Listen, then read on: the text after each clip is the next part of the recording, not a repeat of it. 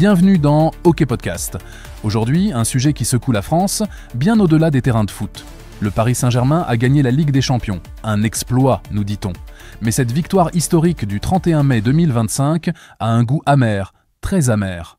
Un goût de cendres et de sang. Préparez-vous, car ce n'est pas seulement de foot dont on va parler, mais d'une France qui explose. 15 ans. 15 longues années que le Qatar a mis ses billes dans le PSG pour en arriver là. Une première Ligue des Champions pour le club parisien, la deuxième seulement pour un club français après l'OM, en 93, une éternité. Une victoire 5-0 contre l'Inter Milan à Munich. Écrasante, exploit exceptionnel, les superlatifs ne manquent pas. Achraf Hakimi aurait enflammé le Parc des Princes. Des scènes de joie, une explosion de bonheur collectif, du moins c'est ce qu'on voulait nous vendre. Une grande parade était même prévue sur les Champs-Élysées. 110 000 supporters attendus, une belle image quoi, sauf que la réalité, elle, est beaucoup moins glorieuse. La victoire, mes chers auditeurs, a été entachée. Un doux euphémisme pour décrire le chaos, les tragédies qui se sont déchaînées aux quatre coins de la France. Les Champs-Élysées, ce symbole, transformé en zone de guerre, en zone rouge, avant même le coup d'envoi. Samy Sfaxi nous disait « Le haut des Champs-Élysées totalement vidé par les policiers et gendarmes avant le début du match ». Le mine officiel se demandait pourquoi tant de peur. Peut-être parce que certains savaient ce qui allait arriver. Un dispositif de sécurité massif de 5400 agents à Paris. Pour quel résultat?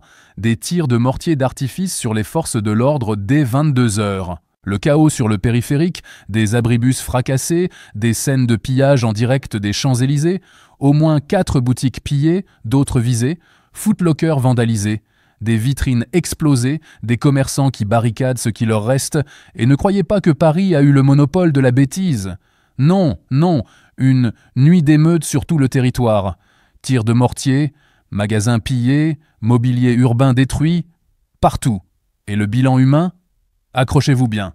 Le ministère de l'Intérieur, toujours prompt à nous rassurer, recense 2 morts, plus de 220 blessés, 563 interpellations, dont 491 rien qu'à Paris. 2 morts. Un adolescent de 17 ans, poignardé à Dax. Un homme décédé dans le 15e à Paris, lien encore flou, nous dit-on. Pratique. Plusieurs policiers blessés, évidemment. 9 au total. L'un d'eux, un homme de 40 ans, à Coutances, dans la Manche, a été touché au visage par un tir de mortier. Opération en neurochirurgie, coma artificiel, voilà la fête. À Grenoble, une famille entière, 4 personnes, fauchées par un automobiliste, 4 blessés, 2 graves, le pronostic vital d'un ado de 17 ans engagé, le chauffard, ni alcool, ni drogue, juste la folie ambiante. Alors, on nous parle de grave échec collectif. Merci, monsieur le ministre de l'Intérieur Bruno Retailleau. Il dénonce l'impossibilité de fêter une victoire sans que la barbarie s'invite dans les rues. Des barbares, voilà le mot lâché.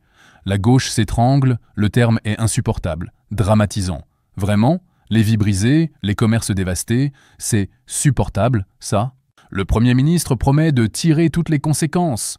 On attend de voir, car ces violences, ce n'est pas nouveau. La violence est un mal profond qui ronge la société française, nous dit-on. La finale n'a été qu'un prétexte à une vague de violences urbaines massives. Un psychologue, cité par Viral Mag, nous explique doctement « Les supporters ne cherchent pas seulement à soutenir leur équipe, ils veulent exister, être vus, être entendus. Ah, le besoin d'appartenance, les frustrations qui s'accumulent, le chômage, le manque d'opportunités, l'exclusion, surtout dans des villes comme Creil, on connaît la chanson. Ces émeutes rappellent furieusement d'autres épisodes, une rupture de confiance entre une partie de la population et les institutions. Un gérant de magasin d'optique à Creil, dévasté, lâche. En 30 ans, je n'ai jamais vu ça. C'est à vous dégoûté de travailler. On le comprend. Et comme si ça ne suffisait pas, la victoire du PSG, club qatari, s'accompagne d'un flot d'attaques de la fachosphère contre le Qatar. On mélange tout, le foot, le Qatar, le terrorisme, le Hamas. Le Qatar, c'est le Hamas, lit-on en ligne. Les supporters, des racailles. Le débat vole haut, comme vous pouvez l'imaginer. Les conséquences, une image de Paris ternie, encore une fois, le tourisme qui va en prendre un coup, des questionnements sur l'efficacité des dispositifs de sécurité, on parle de renforcer la sécurité. Vraiment? Croit-on vraiment que quelques policiers de plus vont régler ce mal profond? Le football, ce miroir des émotions collectives, révèle les fractures béantes de notre société. La question, la vraie, c'est Comment transformer cette passion en une force positive? Comment éviter que la prochaine grande soirée de foot ne se transforme encore et toujours en cauchemar? Ou faut-il simplement accepter que chez nous, la fête finit systématiquement en pugilat?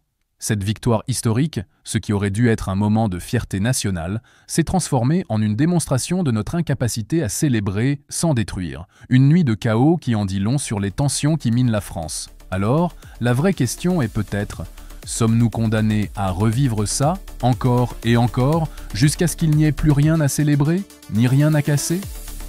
C'est tout pour aujourd'hui. Réfléchissez bien à tout ça s'il vous plaît. Abonnez-vous si vous le pouvez, ça nous aide énormément. Activez la cloche pour ne manquer aucune de nos prochaines analyses. On se retrouve très vite, portez-vous bien, enfin si possible.